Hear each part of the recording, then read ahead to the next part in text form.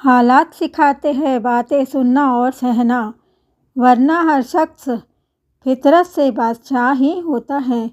सभी को नमस्कार, जय हिंद। आज मैं पुनः एक विषय लेकर आई हूँ जो है मन में शांति है, शरीर में उमंग है, चेहरे पर मुस्कान है। यद्यपि यह भी सही है कि खाली हाथ है।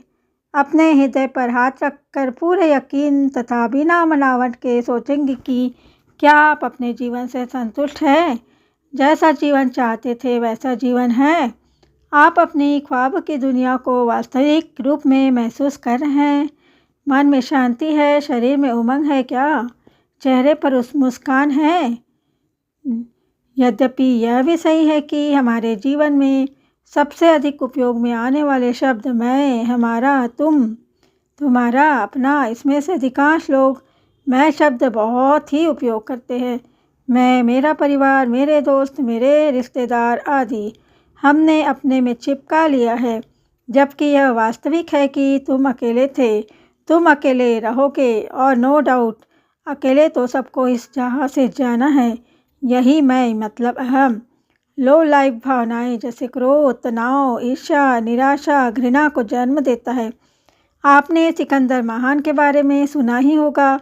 उनके द्वारा कही गई 3 बातों को हरदम जीवन में यथोचित स्थान व अमल में लाना उचित होगा। सिकंदर ने मृत्यु पूर्व अपने मातातो को निर्देश दिया कि जब वे मरे तो उनके लाश को वैद्य कंधा दे। जिस रास्ते से लाश गुजरे उस रास्ते जो उन्होंने लूटा है, रत्न, जेवरात, सोने, चांदी बिखराई जावे। शेष यात्रा के दौरान कफन से उनके दोनों हाथ बाहर हो। इस तीनों के अपने अर्थ थे, जिसमें से पहला मौत अकाट्य सत्य है जिसे वैद्य भी नहीं रोक पाएगा।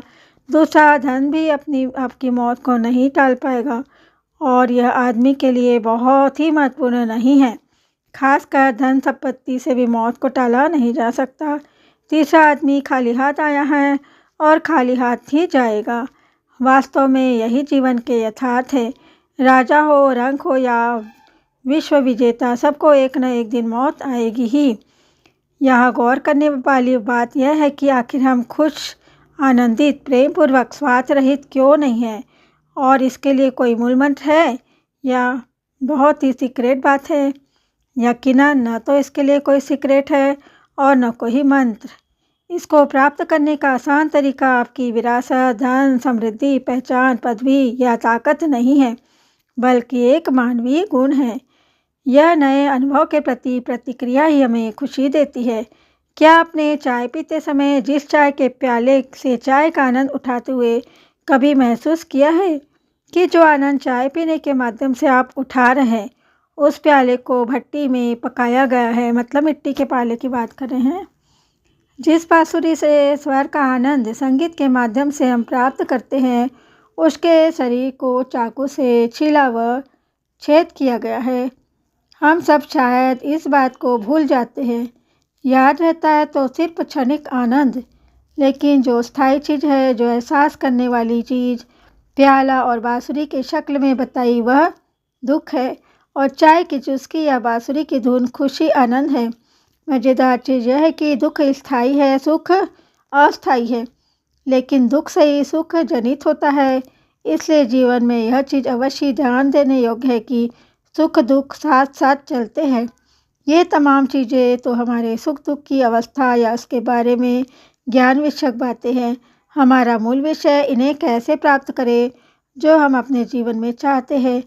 एक गाना आपने सुना ही होगा, तुम बेसहारा हो तो किसी का सहारा बनो, तुमको सहारा मिल जाएगा।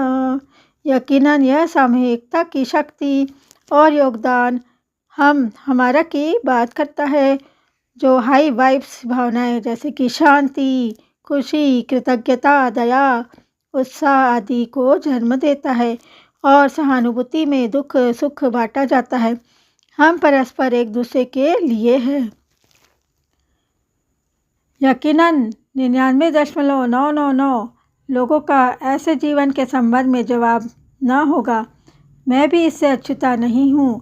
जहाँ तक मेरी बात है, मैं इस बात में खोजी हूँ, सीखती हूँ, जीवन की हकीकत से कुछ न कुछ रूबरू हूँ, क्योंकि मुझे मालूम है कि यह यूटोपिया मतलब आदर्श लोक नहीं है, यहाँ संघर्ष ही जीवन है, जीवन में ही संघर्ष है।